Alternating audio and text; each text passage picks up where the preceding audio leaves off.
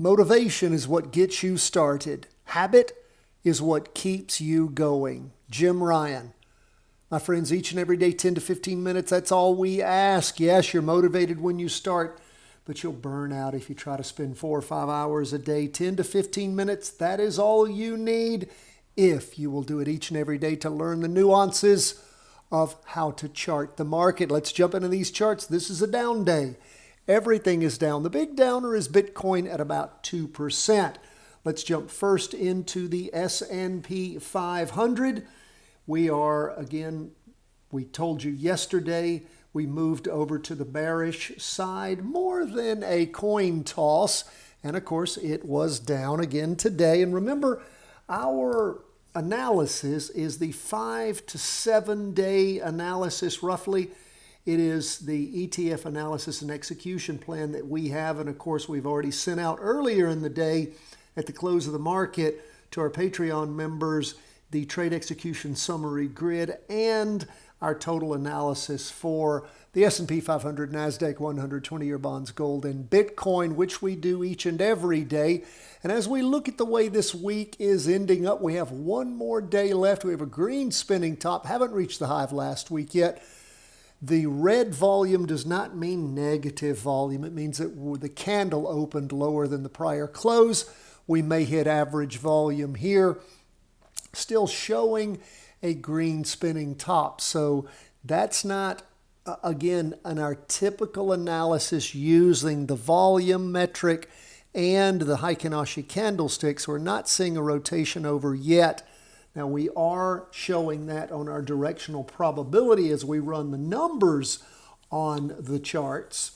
And again, the backtest accuracy is okay. The probability, again, more than a coin toss, but not up to the 80-85% that we like. But it is portending a vast slowing down. You can see on the 2-day chart, this latest 2-day candle represents Thursday, just the first day of the latest 2-day candle, but it's pushing through the weekly trend line. And we can see where on Wednesday things started to push through. Thursday, they were through on the half-day chart, but not a lot of volume on Thursday. So we'll keep our eye on not a lot of volume. Well, no, not even half yet, getting up to average on the 2-day. But again, slowing down, could be topping. We saw the same thing back on the week beginning the 28th of July, and then things popped up from there. We saw things slowing down going back to May 19, the week beginning then, and then things took off again. So again, the market can back up a little bit and then shoot up again. Don't know that it's going to. I'm watching very closely, ready to jump into a down move. Now, the NASDAQ is different. In fact, the weekly vertical crossovers we shared as we do every Thursday, because Friday is our trade day, tends to be on the weekly chart. And of course, we went and looked at the S&P 500 looking for weekly vertical crossovers. That is when the weekly chart goes from moving up to crossing over, going down. A lot of those were in the tech sector. As we were looking at the S&P, we're seeing a lot of tech stocks rotating over, going down. So it doesn't surprise me that the NASDAQ is showing more of a pullback, although the directional probability when we run the math on it is actually lower as far as going down than the S&P. But look, we have a doji here, a red doji. We're almost up to average volume. We had greater than average volume in the interim high. So again, we're going to pay close attention to what the NASDAQ does tomorrow. May give us the ability to jump into a short. We shall see. And you might say, Tom, what is a short? Well, that's either buying puts in your practice trade, or it's going into something like PSQ, which is the short for the NASDAQ 100. You see a green spinning top there. Hadn't seen one of those in quite a while. Doesn't mean that's not going to change those. Doesn't mean that's going to work.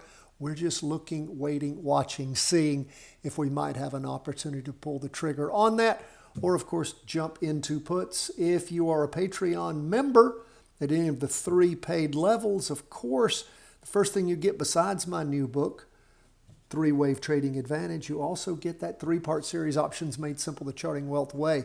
Might have an opportunity to practice trade some options. We can see how clearly the weekly, the half-day chart has pushed through the weekly trend line, and the 2-day chart is clearly through it. And we'll continue to watch and see, particularly with all this volume, just where the NASDAQ is going. What's up with TLT? Well, it is down for the day, 0.50%. After 2 days of up movement, it's rotated back over to the trend that was underway after breaking the trend line this week. Doji last week.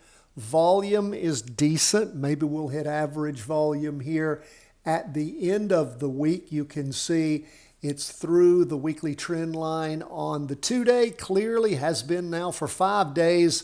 And of course it pushed through down, let's see, back on Friday, the 15th of August.